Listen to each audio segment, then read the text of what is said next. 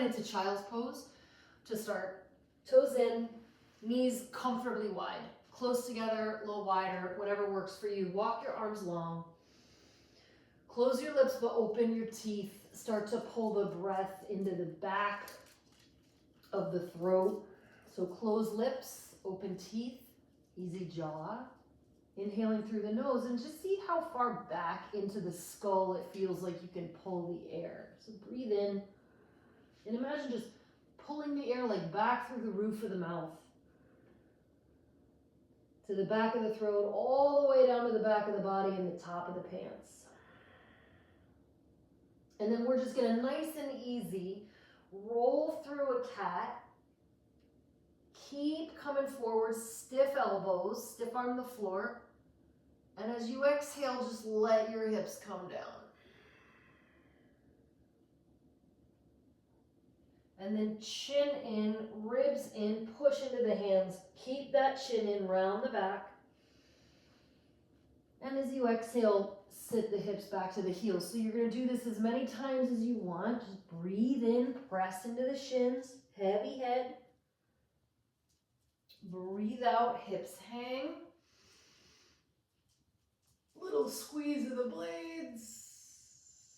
Breathe in, chin in, ribs in, push, round, hips to heels. So you're going to do that a few times just to get the spine kind of mobile on its like longitudinal axis. And then we're going to come to a Sphinx elbow, which is just this. It's a 90 degrees on the elbow. Walk your legs together. Turn your knees and your thighs inward.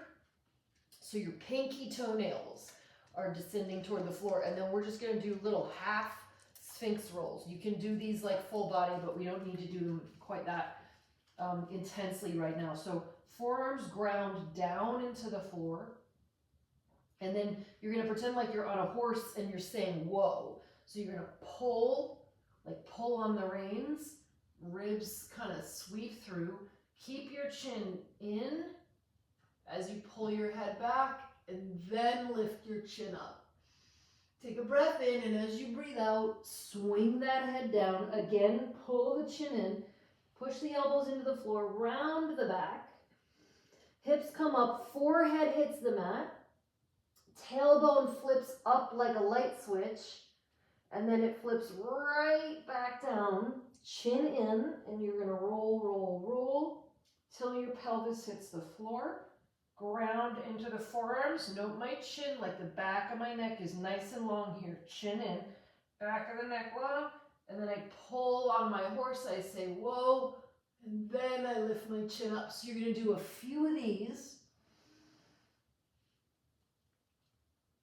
Tailbone flips up, tailbone flips down, roll, ground, whoa, chin up. So you're going to go back and forth like that a few times. Get your spine nice and warm. And then separate your feet just comfortably wide. Roll onto your left side. I'm going to show you two versions of this. The sort of less, like the more intro one, and then the one that's a little more challenging. Push, so I'm on my left side. My right leg is in front of my left leg. Push down into this elbow so this armpit feels good and lifted. And then you're going to bring your right bicep kind of like right to your cheekbone eye socket, just right like that, and like cup the back of your head. So we look like this. And I'm going to lift this elbow up as high as I can. And my job is to keep that elbow up as high as I can while I roll my pelvis back down onto the floor. So this arm is going to kind of swing around with me as my hips come back down onto the floor. So up, up, up, everything you got, even in your feet, like active feet here. Push that elbow up, keep pushing it up, keep pushing it up. Let the right hip hit the floor. Press into your left forearm one more time. Feel that good squeeze in your lower back. And then we go to the other side. Forearm across the mat. Left hand on the floor. Roll onto your left side. Reach your left arm up. Bicep right to the face. Cup the back of the head. Push that elbow up. Push this elbow down. and slow roll, slow roll, slow roll. Pelvis hits the floor. Hold it, feel that good squeeze in the low back. And then left forearm down. Second time, a little more challenging.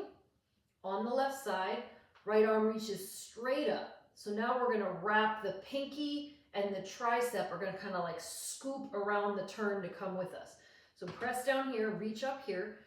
Keep this arm as high as you can, like you're hanging from a rope or like maybe pushing up a kettlebell. Keep it up, but let it turn. Slow, slow, slow, slow. So I'm up here, I'm pretty bendy. A lot of folks are gonna be kind of like here. So you're just gonna, your job is to just keep it as long as you can.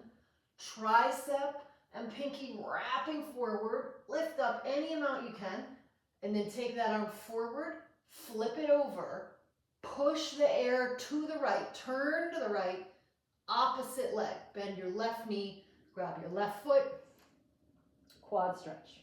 5, 4, 3, 2, 1. This is good for before or after practice. And then let it out, and we go to the second side. So forearm across the mat, outside of the hip, top arm is reaching up. We're pretending we're holding a kettlebell or hanging from a rope. Slow lift, keep lifting, keep reaching. Let the pelvis come down. Wrap the tricep, wrap the pinky, face forward, press into that forearm. Feel that good squeeze in the low back. You could be here. We're not cranking the arm bone back. We're trying to get range in the spine and the ribs themselves. And then arm forward, thumb down, push the air, twist to the left, opposite foot, grab and bow. 5, 4, 3, 2, 1. So that'll work before or after practice. If you do something like that before practice, it's gonna help you sit up taller longer because the back body on us gets kind of like just flabby because the whole stroke, like all the load lives in this section right here. So it gets this round and it's like sturdy and durable, but it has no tonality. Like it has no dynamism to it at all.